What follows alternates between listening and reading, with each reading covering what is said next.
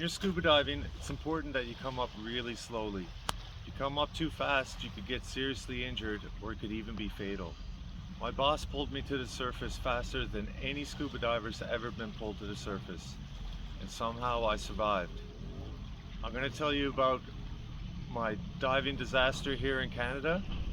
I'm going to talk about exactly how this happened. I'm going to tell you about the injuries I've received, both in the short term and the ones that I'm going to have to live with for the rest of my life. We're going to talk about the 3-year-long investigation. We're going to talk about what you can do to prevent this from happening to you. If this sounds interesting to you, click the like button, hit subscribe, share this video with your friends. Let's get into it. We got a lot to talk about. You might be wondering how I got into diving in the first place. After high school, instead of going to college or university, I decided to go to work. I went and got myself a trade out in Alberta, became a journeyman scaffolder, and worked in industrial construction for about 13 years. After about 9 years as a journeyman, I had mastered the trade. I started getting into the supervision side of it for a couple of years, and then I decided to get into the safety side of it, mainly because we had a safety guy that would just come out when he was angry and fire a bunch of people. He had no experience in construction and he really didn't care about keeping people safe. And so at that time I told him, I'm going to do the same course as you did, and I'm going to become a safety officer, and I'm going to take your job. And that's exactly what I did. They laid off the lazy, angry safety guy and gave me a shot, and I continued on my education. I got a certificate in occupational health and safety from the University of New Brunswick, and worked in the safety field in industrial construction for a couple of years. Ended up moving back to Newfoundland, and there's just no work here, or not a lot anyway, for construction or safety jobs. So I decided I wanted to try something different, and when I thought about diving, here in Newfoundland we've got a lot of offshore oil and gas, and they were doing some really big finds at the time, some big oil and gas discoveries, and so I knew there'd be opportunities out there for surface supply diving and saturation diving, those types of things. I didn't want to go right to the top with it at first.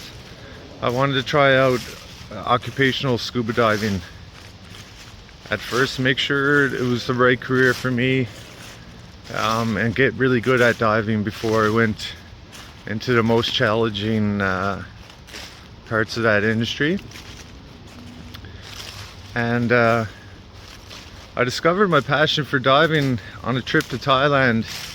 My first trip there was in 2004, and the girlfriend I had at the time loved snorkeling. We were there for 30 days, and basically every second day we went on a snorkeling trip.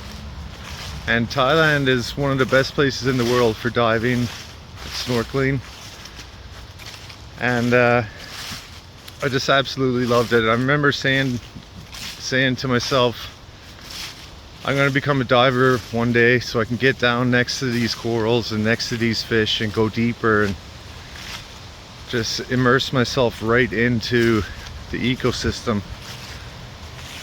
The world is a big place, but 2/3 of it is underwater, and it's just so much to see. I absolutely loved it. It's just like going out into outer space almost. It's a whole nother world. You know, it's like zero gravity, neutral buoyancy, and there's something new every single time you dive. Every single place you dive, there's something new about it. And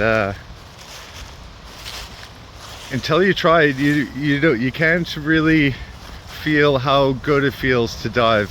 Like, I instantly fell in love with it.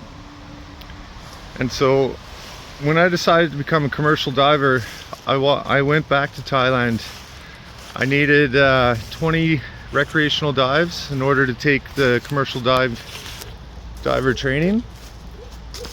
And so I said to myself, you know, why don't you go back to Thailand? It's warm water, so much to see. There's loads of diving on the go there. Heard some really good things about their safety records. And that's what I did in 2009. 2019. May of 2019, I went back to Thailand and learned how to scuba dive. I got my PADI open water ticket. That's the very first course you take as a scuba diver.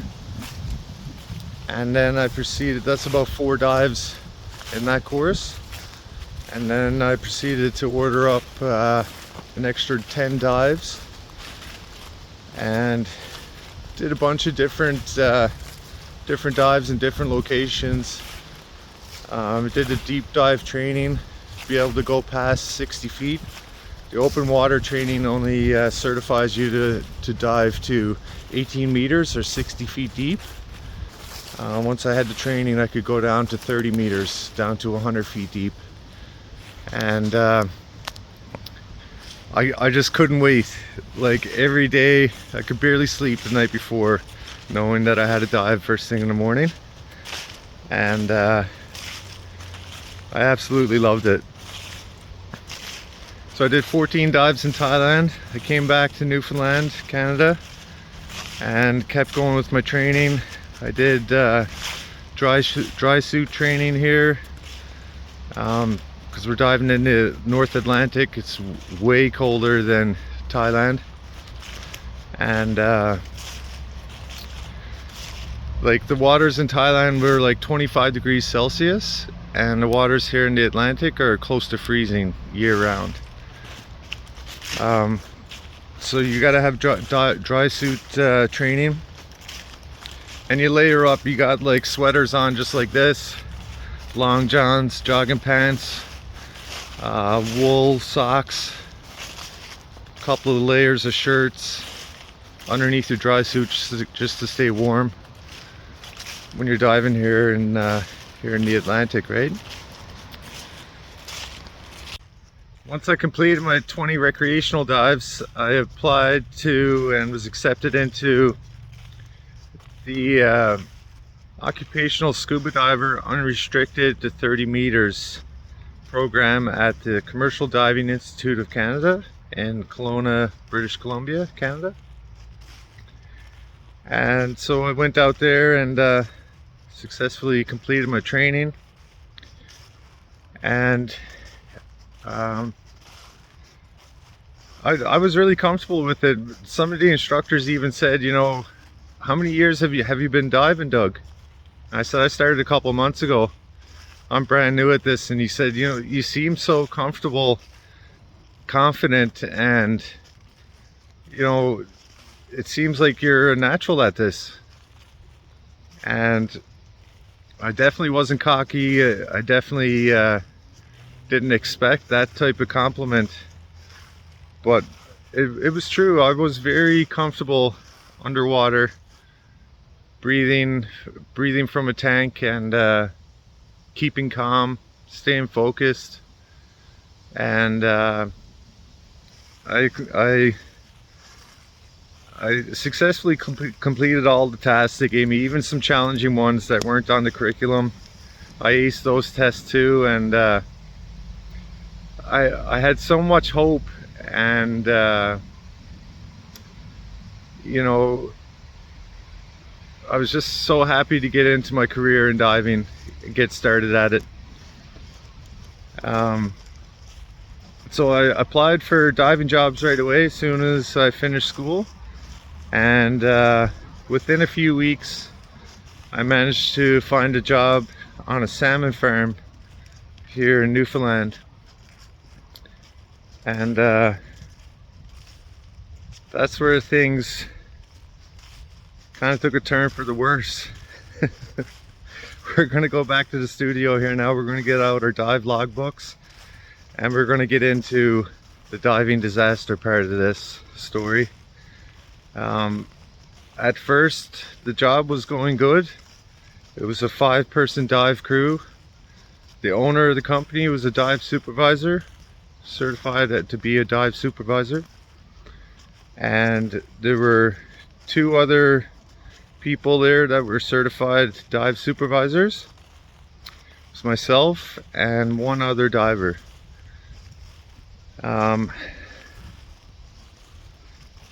And so there's a total of 3 dive supervisors, 1 occupational scuba diver, and the other diver was actually certified to be a surface supply diver.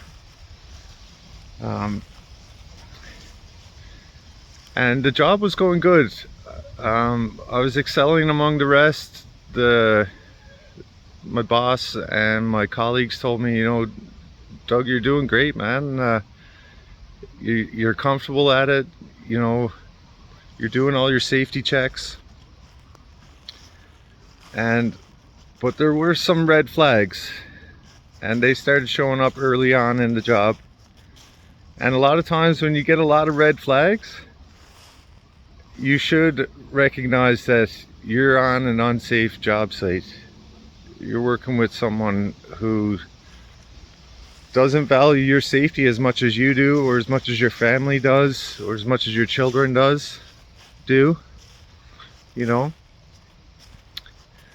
One of the biggest red flags for me was just a couple months into the job.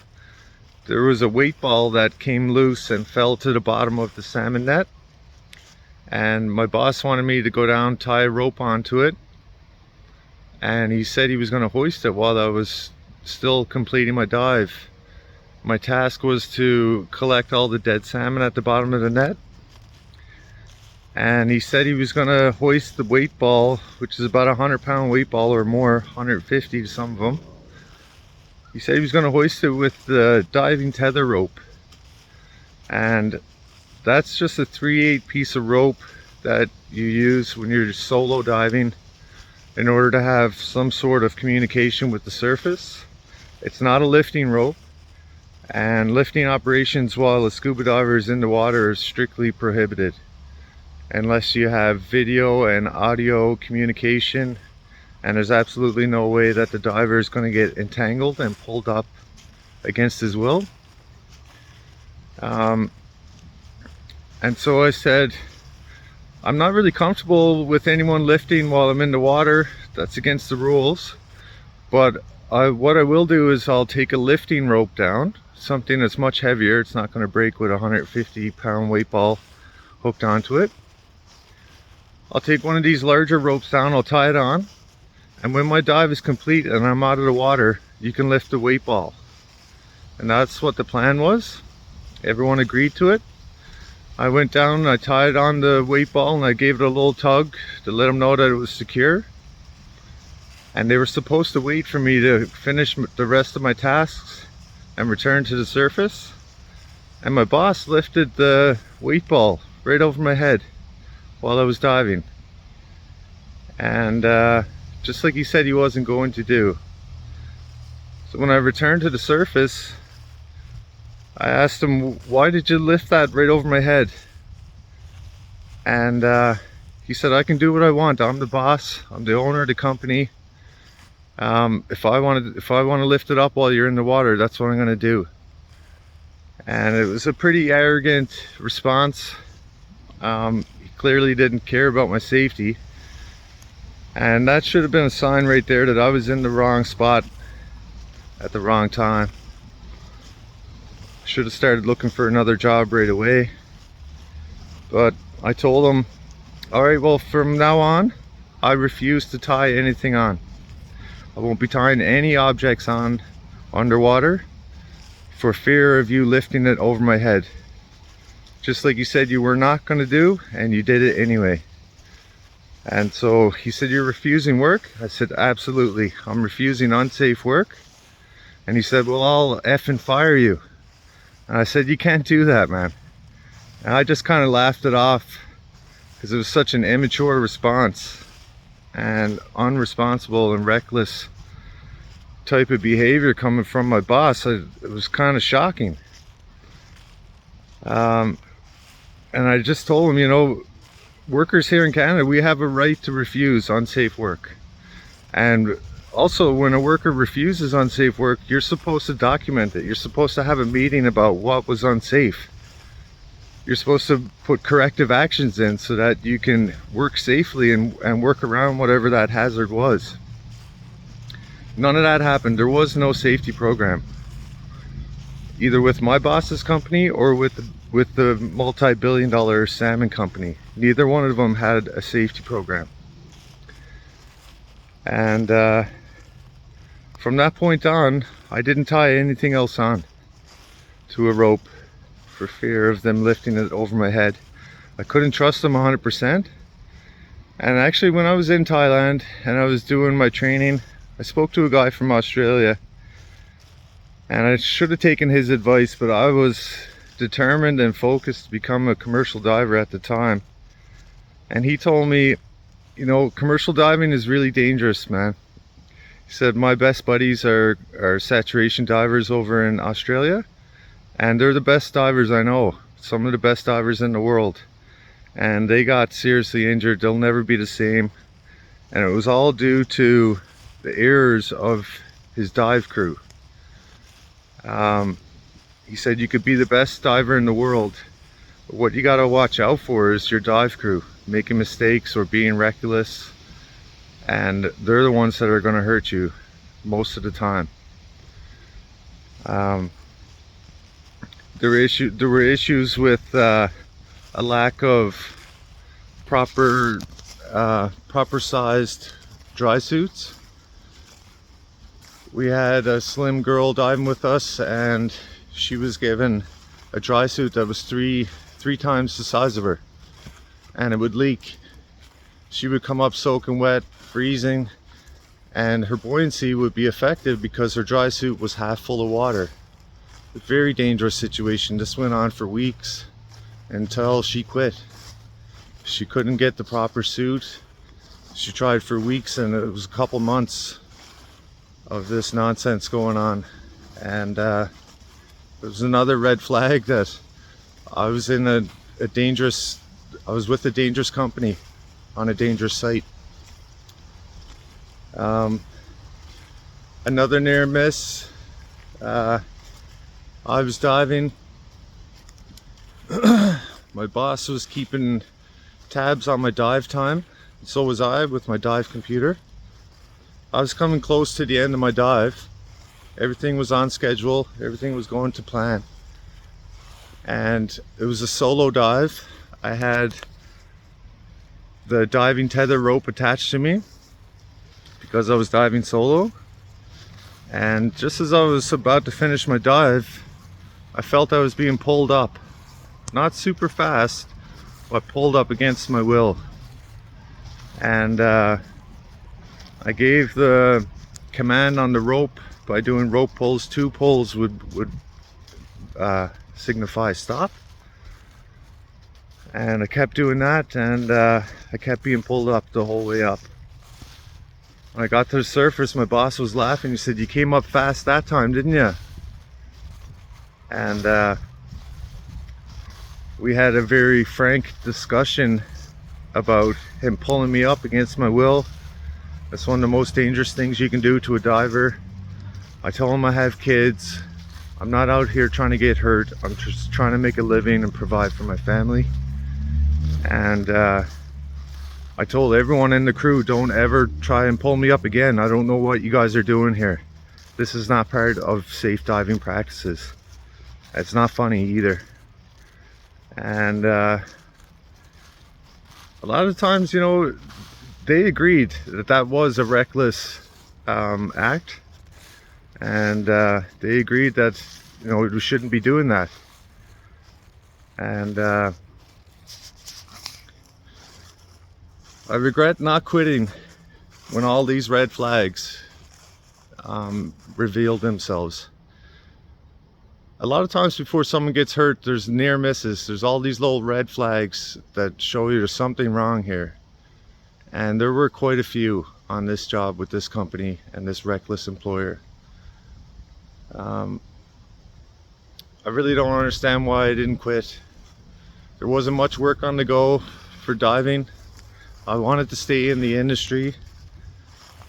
I was hoping that if I did all my tasks correctly and did all my safety checks and double checked all my equipment and kept the communication wide open, made sure that there was dive briefings and the plan was well communicated to everyone, that I could work safely here in Newfoundland commercial diving.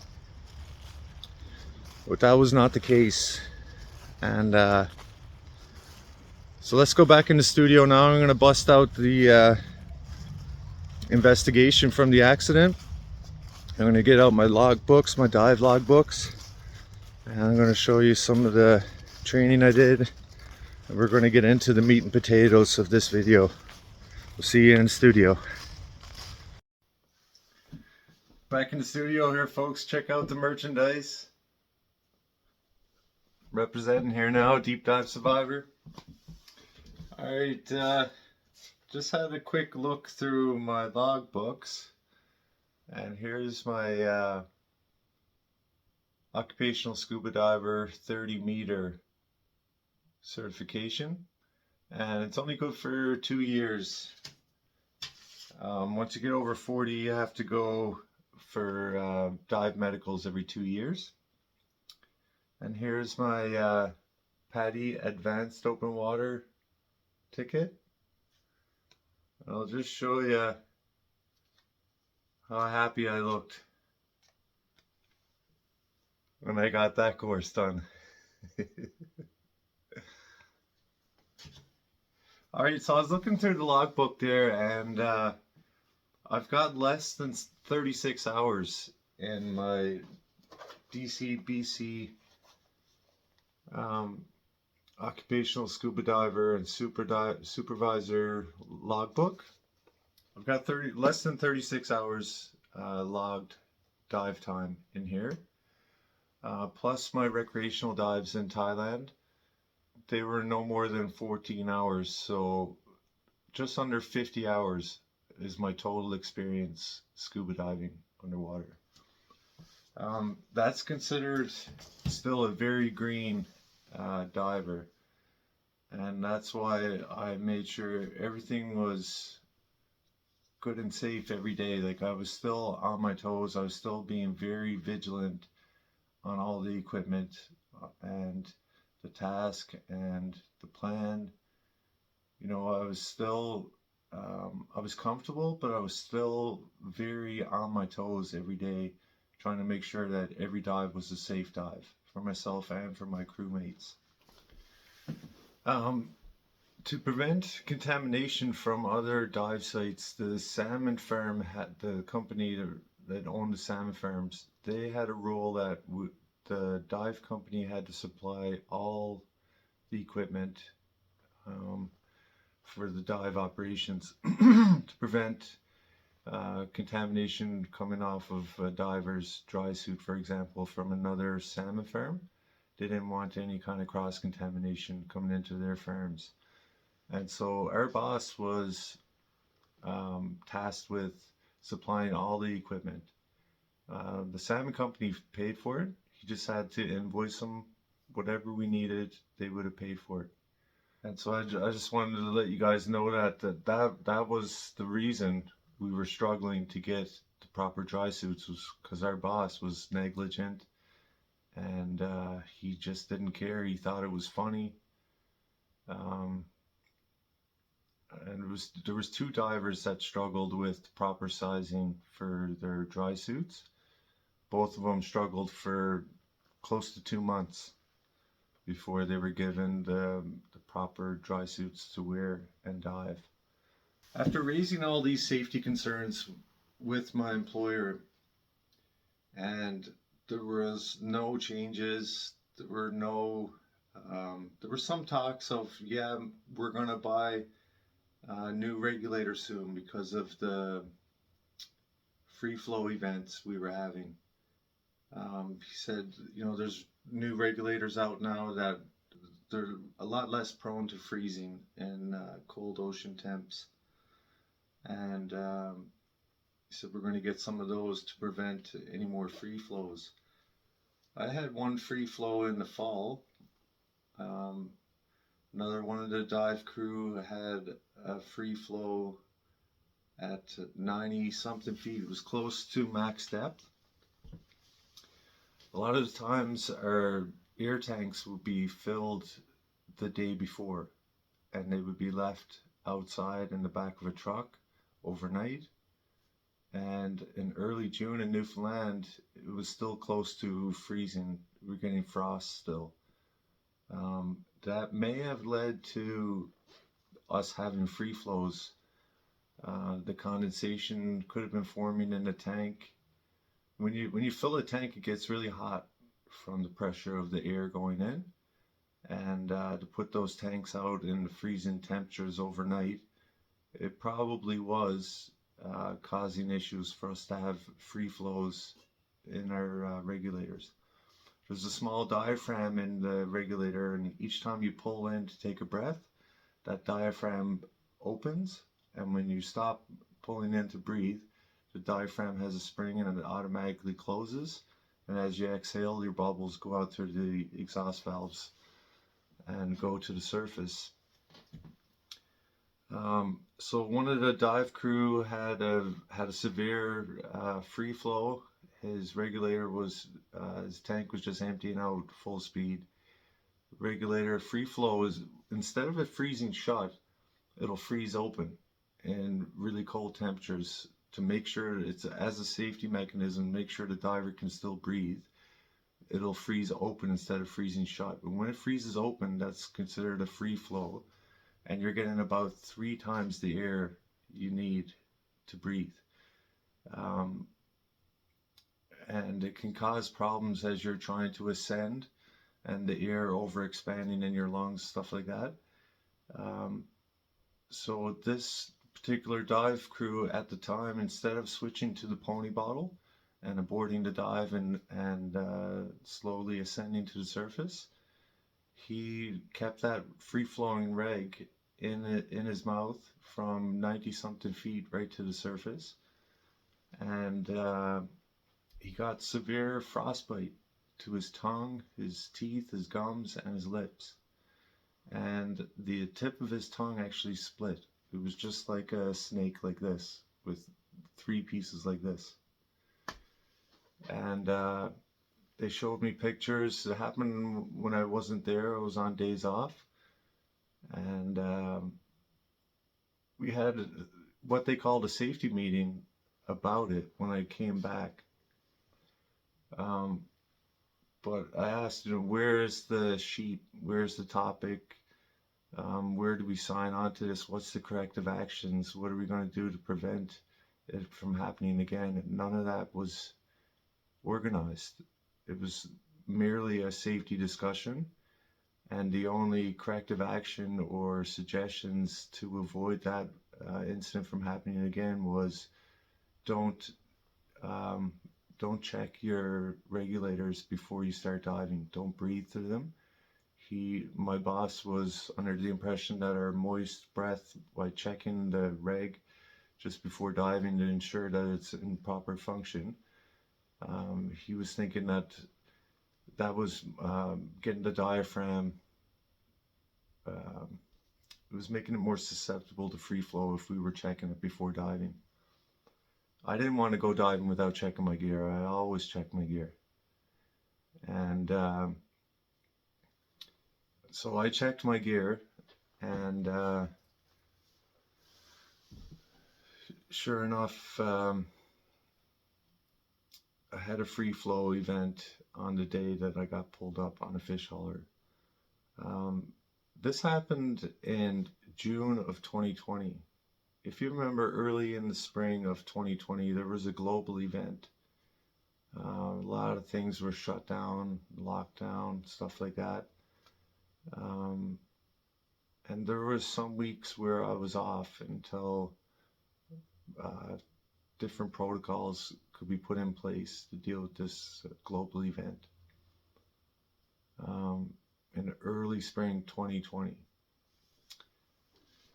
So when I got back, I, I found out about this free flow and frostbite event in February.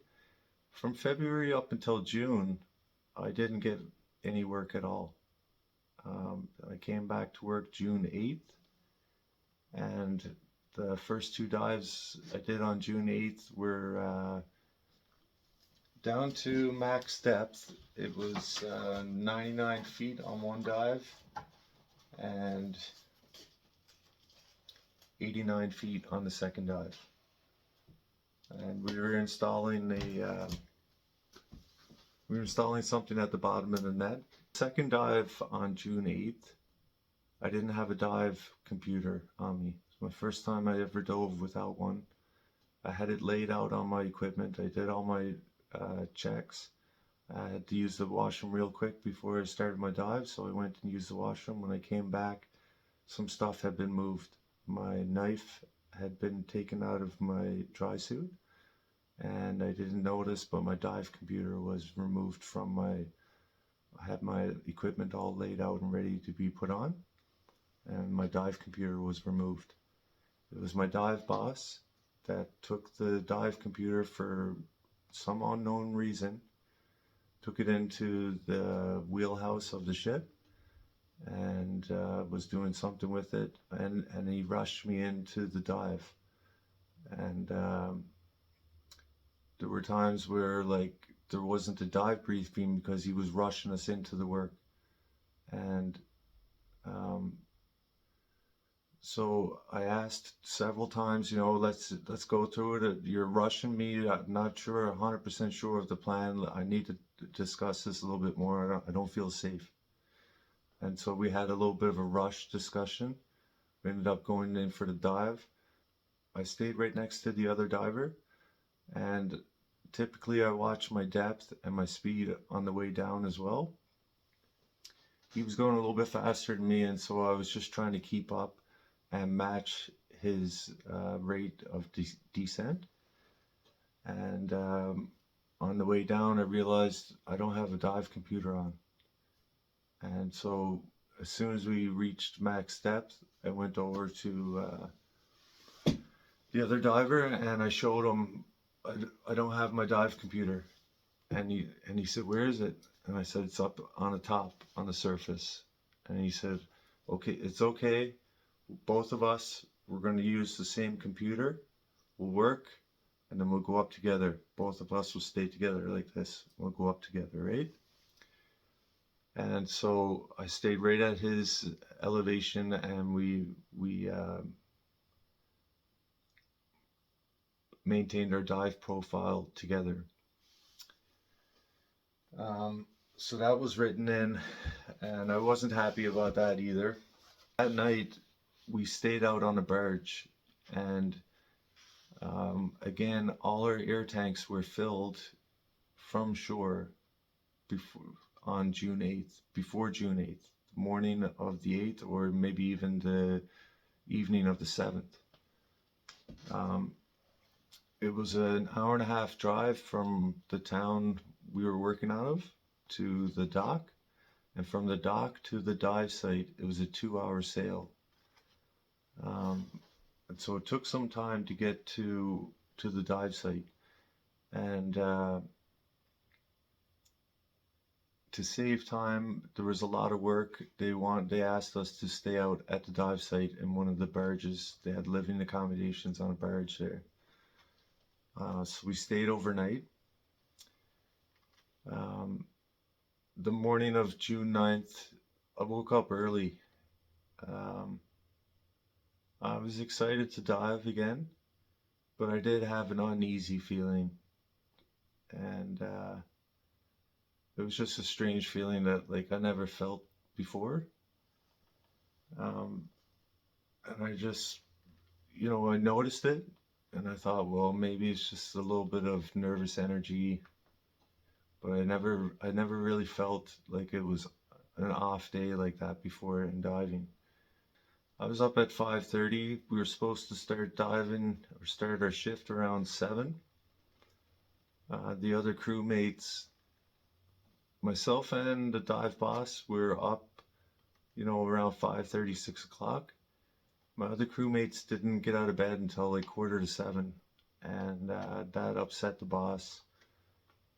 Um, his wife works on the site as well, so they had a major fight in the morning on June 9th as well.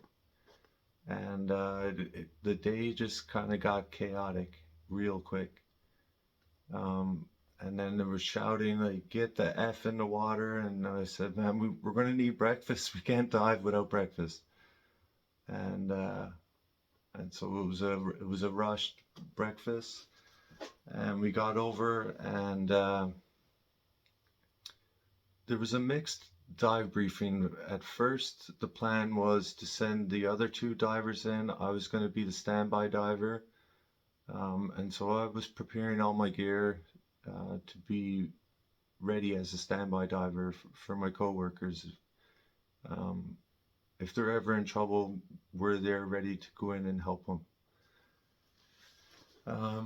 But then last minute, things just changed, and he said, "No, Doug, you're going in the water first. Are you ready yet?" And I said, "I'm just getting my gear on right now.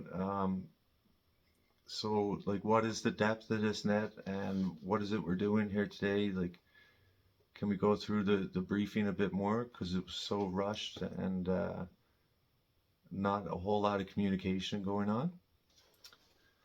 Um, and so I got ready. Um, Even the two people that were supposed to dive were changed. And so that diver she got a little bit cranky, um, and she put her stuff on in a hurry, faster than what I could get mine on. She jumped in the water and started saying, "Can I go yet? Can I go yet?" And it's either a solo dive or you're diving together, right? On a solo dive, you need to have the dive tether, and if you're diving together, you don't need it. Um, what you do need, though, is a pony bottle for each diver. And when I got my gear on, diver number 2, I'm gonna call her, was in the water and acting very impatient, wanting to start her dive. And my boss started cursing and swearing, saying, "Get in the effing water. I want you to start the dive." And I said, I'm ready now. I don't know why everyone is so upset and cursing and swearing, and a short dive briefing. I'm not happy with it. Where's the pony bottle? And on this occasion, he only brought one pony bottle. Um, for multiple divers diving at the same time. A pony bottle is only like the size of a 2-liter bottle, and it's for emergency situations, so you can abort your dive and return to the surface. It's an alternate source of air. Also, if anything happens to your main source of air, you can switch to that and then abort your dive and return to the surface. Um, and this had happened a couple times before, where there was multiple divers in the cage, but only one pony bottle brought to site available for us. And on this day, he tied the pony bottle to the dive tether rope and threw it to the bottom of the salmon net, 100 feet deep. Only one for 2 divers, so it was at the bottom of the net, max depth, and we had to use these like net purses to pick up all the salmon. It had like a stainless steel handle, and it went down a big rectangle, and you could just scuba dive along the bottom like this with your net open and scoop up any of the dead salmon to remove them. What we had always done is go down and collect 2-3 bags maximum and return to the surface carrying those bags of salmon. I also got to say that you got your main scuba tank, and your pony bottle can either be secured to it or it can be carried and clipped on in the front. Um, so you can easily access it in case of an emergency. If it's clipped onto the back, the regulator will be tucked into your BCD, your buoyancy control device. That's the part that looks like the vest or like the life jacket. Just tuck it in here. Best practice, and what everyone else did except for this employer, was to always have two regulators from your main tank. The regulator you're breathing through with a black hose, and a spare um, alternate regulator off the main tank. So the second one would have a yellow hose with a yellow regulator itself, so it's easy to identify in dark or murky water. Um, Say for example, if me and you are diving together and you completely run out of air, you can come over and easily see the yellow hose and the yellow regulator and take it off my BCD, start breathing off it, and let me know, okay, we're breathing off the same tank. We have to go up now. We need to abort the dive. Um, but this employer, he only had one regulator off the main tank. So if it had a free flow, you had no other choice but to go to the pony bottle. And in this situation, you only had one pony bottle available for us. And again, he threw it to the bottom. That was one of the things that it was always the last step before the dive, was to secure the pony bottle to the front. A lot of times we were using it, clipping it onto our BCD and just having it hang in front of us. And also to get the net purses, and carry both of those down together. For some reason this day, he threw the pony bottle to the bottom of the cage, or the net. Sometimes it's referred to as a cage, but essentially it's a big circular net, and it goes down in a cylindrical form, same as a Pepsi can, and has very slight slope at the bottom. Um, and and so it can be referred to as a cage or a net, but it's basically just a big net, a big circular net for the salmon to be raised in. So he threw the salmon net purses to the bottom of the cage as well. So the plan that day was for both divers to go in and work in tandem, which meant we should have stayed within visual contact, working fairly close to each other. Both divers should have been in this area of the cage. These cages are 100 meters across, or 320 feet. So from this side to swim right to the other side is 320 feet. Um, Diver 1 was impatient that day. She started the dive without me, and she went directly to the other side of the cage, roughly 300 feet away. I could barely see her. It was down at 100 feet deep. It's almost pitch black, and it was murky water that day. Visibility wasn't the greatest, and also she was 300 feet away. So I could barely see her, and I had no way of communicating with her or sending the signal to let her know that I might need help. And so I stayed in this area here, right next to the pony bottle, and the net purses landed right next to it. Diver 1 is over here with no pony bottle, no alternate source of air whatsoever. If she gets in trouble, she's going to drown, for sure. There's no way to swim 300 feet without air.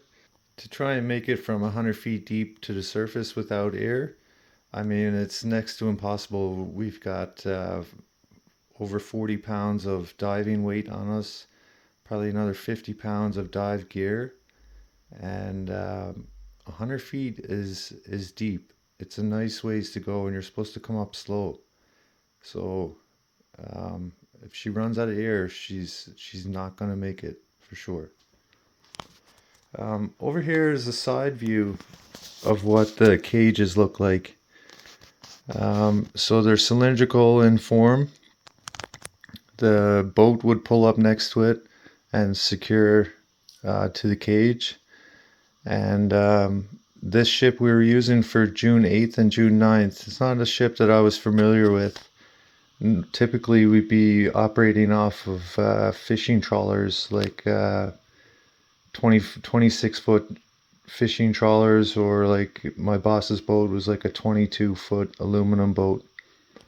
This boat here was more than twice the size, a 65-foot ship. It had a crane on it. We were using it to rig in some hardware and some equipment in one of the other cages the day before. So this cage here, they loaded baby salmon into it the night before, and the first day, a lot of the salmon die. So the the entire bottom the entire bottom of the cage was littered with baby salmon, and we had to go down and clean it up. And so I'm down here working away, and there's a rope tied to this pony bottle going right up to the ship.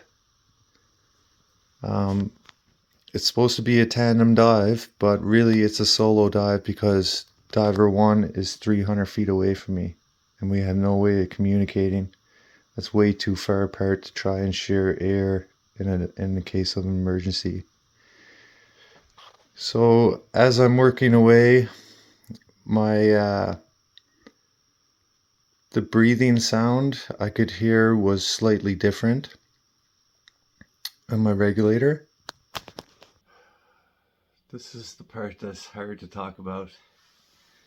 So I was working away, and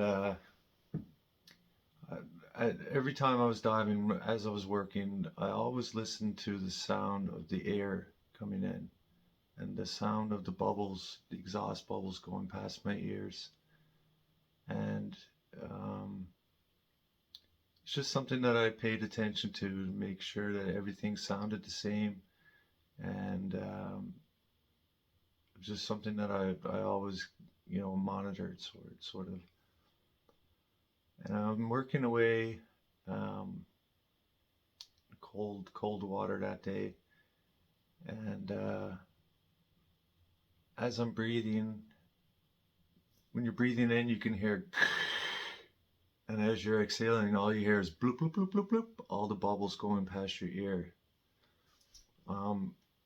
And as you're exhaling, you shouldn't hear any air coming from your tank. The diaphragm relaxes and closes off the air, and all you should hear is the air that you're breathing out slowly. It's going past your ears in bubbles. But when you're about to have a free flow, and the diaphragm is starting to get frost all the way around the edge of the diaphragm and starting to freeze, what you'll start to hear is, as you're exhaling, you'll hear sss, and then on the second breath it'll get stronger, sss, and on the third breath, by the time I exhaled on the third breath, it was full on free flow, like crazy air, bubbles going everywhere, millions of bubbles.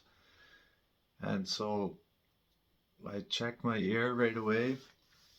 Because I was down so deep, it was the most violent free flow I ever saw. I only saw one prior to that, and that was around 60 feet.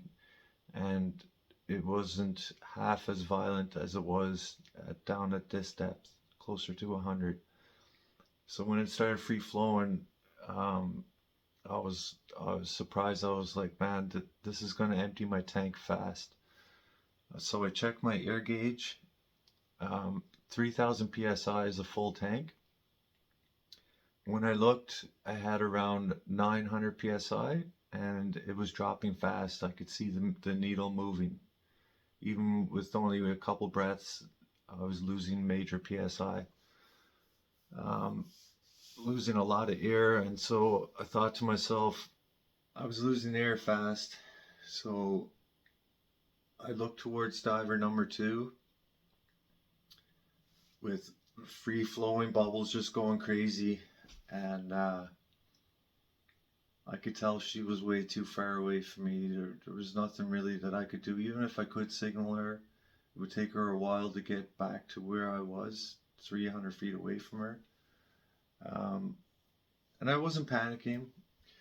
I knew what I had to do was move to the pony bottle and abort the dive. Switch over to the pony bottle, start breathing off of that, and slowly abort the dive and keep calm the whole time.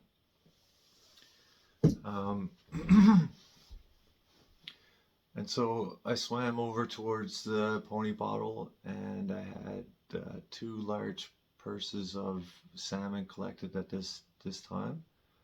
I laid them right next to the pony bottle. The regulator hose was tied in a bit of a knot, so I untangled that, made sure the gauge was full. I tested the reg, make sure that everything is flowing through the reg of the pony bottle. And I took another look towards diver number 2. I said, okay, I'm completely alone. I just have to make a switch now. Something that I trained, something that I did 100 times. You have to be comfortable with taking out your regulator that you're breathing from. Take that out of your mouth and be able to switch to another regulator. And when you're doing that underwater, the next regulator you're trying to switch to is full of water. So you have to have enough air to clear the reg of water, blow the water out of it, and then start breathing in. That's how you start to breathe off the next. That's how you make a switch to an alternate source of air. And so I just told myself, keep calm. You've done this many times. It's a little bit deeper. That's the only difference.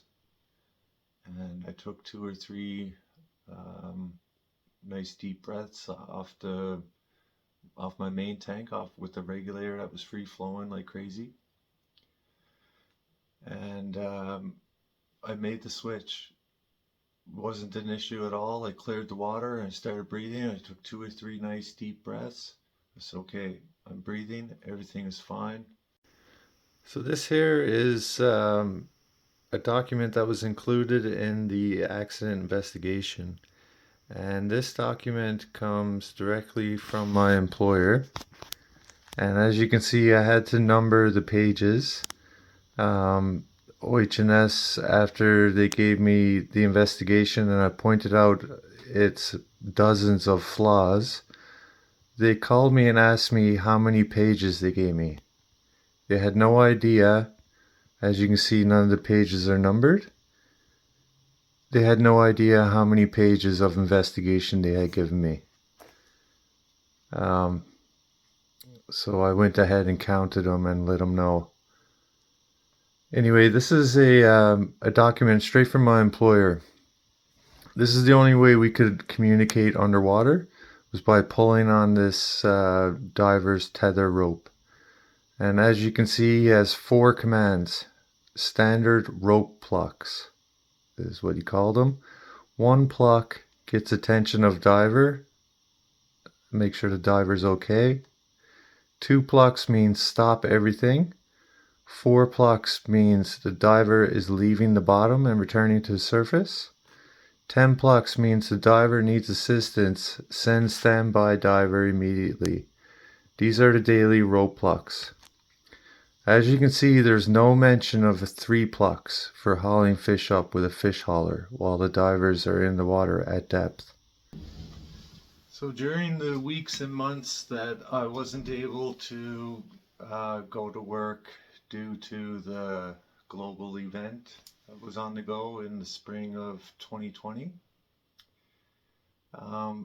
my dive crew, my dive colleagues, they were all using a fish hauler with divers in the water without any audio or any video communication to the surface. They would go down and tie on a bunch of these purses and use fish haulers to haul up the dead salmon and try to save time. And so they fabricated a 3 rope pluck command, which is easily confused with 2 plucks for stop everything and 4 plucks diver is leaving the bottom. So remember, they're not supposed to be hoisting anything. and they create a 3-pluck rope command, easily confused with 2 pulls or 4 pulls. And so once I switched to the pony bottle, I grabbed the 2 bags of salmon. There was probably 100 to 150 pounds of salmon in each bag, so somewhere between 200 and 300 pounds of salmon total in those 2 bags. I grabbed 2 of those and I had the pony bottle in my right hand. I had to do a couple of strong kicks to get started off the bottom of the net. I started adding air to my dry suit to help in buoyancy. And I'm looking, I look down and I can see the pony bottles in my hand. I got the 2 bags of salmon, and I'm just looking straight forward. I'm looking at the net and watching my speed come up slowly, 1 foot per second. So your feet are only like this, just slowly kicking. You only want to come up slow. So from 92 feet, it should have taken 92 seconds to slowly ascend. And once I got to 15 feet below the surface, I'm supposed to stop there for 3 minutes and just breathe, not work or anything like that. It's a safety stop to give my body a chance to expel some of the nitrogen that was compressed into my blood system. With every breath I took down at depth, the nitrogen was coming into my blood system through my lungs. And in your veins, all those nitrogen bubbles look just like a shaken up soda can. Billions of little tiny bubbles of nitrogen are in your bloodstream after diving. Happens with every dive, which is why it's important to come up slowly. If you come up fast, all those billions of nitrogen bubbles coagulate into larger bubbles, and then they go to your brain or go to your heart and cause serious damage or even death. So that is the biggest, your biggest concern as a diver is always to come up slowly, never go up fast. And so anyway, I had the pony bottle in one hand, the salmon in the other, but before I started to ascend, I had the pony bottle in my hand and the rope was attached to it. I gave the rope four pulls to let, if anyone was holding on to the rope, I didn't know if they were or not. Nobody told me anything about hauling fish with a fish hauler. Even during the weeks and months that I was off, I wasn't aware that any of that was going on. Nobody mentioned that day in the rushed and chaotic dive briefing that we had, or during the shouting and the yelling and the arguing that was going on amongst the crew and my bosses, between my boss and his wife. So I had absolutely no idea that there was even a fish hauler on this larger ship. There was a huge one, and this ship was 65 feet long. It's way more powerful than a fishing trawler, and it had brand new diesel engines into it.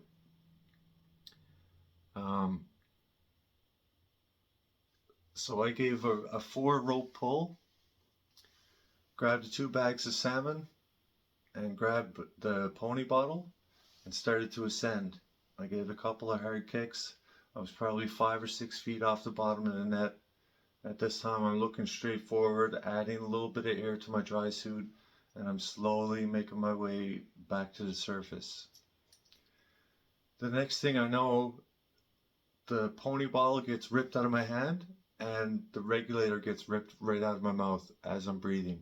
My neck went like this, like this, and I grabbed the regulator by the hose just before it got away from me, and I'm getting pulled up like full speed now by the hose of the regulator off the pony bottle. I'm also drowning immediately because when they ripped it out of my hand, ripped the bottle out of my hand and ripped the regulator out of my mouth. I was breathing in, taking a deep breath. I was working hard the whole time during the dive, so I was breathing a bit heavier than normal diving. I started drowning right away. Took on a lung full of water, and when you take on a big lung full of salt water, your initial reaction is to choke it out, cough it out, and get more air. And so immediately I'm drowning, I'm choking, trying to get the water out and trying to get more air. I'm getting pulled up by the hose of the pony bottle, and you have your scuba mask on. You can only see directly, just like blinders. You can only see what's in front of you, nothing on the sides. I'm holding on to the regulator by the hose like this, and I'm trying to get it back in my mouth. The regulators are like a mouthpiece for hockey almost. You have to kind of get it in between your teeth, and then you make like a kissy face to seal the seal around the regulator so no water's getting in your mouth. So you're breathing like this the whole time. So I'm trying to get this regulator back in my mouth while I'm getting pulled full steam by a 65-foot ship on a fish hauler. The water is rushing over my face because it was the force of it was just like getting pulled through the water or pulled down the highway by a truck doing 150 kilometers an hour. It was crazy. The water was just rushing over my face. There was billions of bubbles. My main regulator is free flowing like this the whole time. Now I'm getting pulled up sideways and drowning and trying to get this regulator back in my mouth. Still got the two big heavy bags of salmon in my left hand, and I'm choking and choking. I feel like, you know, if you ever been starving for oxygen, your face goes purple and the veins pop out. I could feel the veins, everything getting purple and popping out on the side of my face and my head. And I'm choking and drowning. Water's coming in and out. I'm trying to get some air through this regulator. It's full of water too. And with the rush of the water and everything like this, I couldn't grab a hold to it. If I let go at all, I would have fell off and probably drowned at the bottom of the net. And so as I'm getting pulled, I reach up with the 200 pounds, 300 pounds of salmon and grab the rope at the bottom of the tank and pull the tank back in towards my chest. And I was still choking and drowning, but after so many chokes back and forth, I started getting air, and it was literally in the nick of time. I was about to lose consciousness and just fall back down and drown at the bottom of the net. They would have came down and hopefully tried CPR. I don't know how long it would have taken them to even find me. On the way up, after I got control of the tank, I was probably about halfway up. I was still at about 50 feet. This is happening really fast, but it seemed like forever because I couldn't breathe. I'm drowning. I finally start catching some air, and by this point, the air that was in my dry suit is expanding like crazy because I'm coming up so fast. So around 50 feet, my dry suit went out about this big, like the Michelin Man. It was absolutely huge. And the dry suit seals right here around your neck with a rubber seal. It also seals on your wrist. When it blew up like this, it was almost crushing my throat. Like everything, I couldn't get blood or air or anything to my brain is what it felt like. It almost felt like it was crushing my esophagus. And it was right around that time that I started getting air. And when I was finally starting to get some air and water back and forth, I was getting little gasps of air as the water was getting choked in and out of my lungs. My dry suit blew up, and the seal finally broke and it went like this. It was all the air came out through my neck seal. The free flowing reg is going like this. The water is flowing over my face from getting pulled up so fast. And it started right after it released all its air, it started blowing up again because I'm still flying up way too fast, like probably 10 feet per second. Right around the 15-foot mark, I tried giving a couple of two pull commands, and I could feel the rope was tight. It wasn't a human holding on to it. They had me hooked on. I thought they had me hooked onto the crane. I literally did not even know there was a fish hauler on the boat, and it felt like they had me on the crane hook coming up full speed. That's what I thought. And at about the 15-foot mark, right where I was supposed to be stopping for my safety stop, right here in this part of my skull, I'm getting pulled off full speed. Right in this part of my head, I felt click, click, bang! There was 2 clicks and a really loud bang. And when that really loud bang happened, it felt like a knife was going right through the color of my right eye. And it felt like it was coming out of my head. And I had to squint. And I had to squint to keep my eyeballs inside my head. When I opened them up, I was coming over the handrail in towards the ship. And diver, one of the junior divers, not the dive boss, but one of the other divers, he said, "Holy, there's a diver there, stop." They stopped the fish hauler, and I fell back down in the water.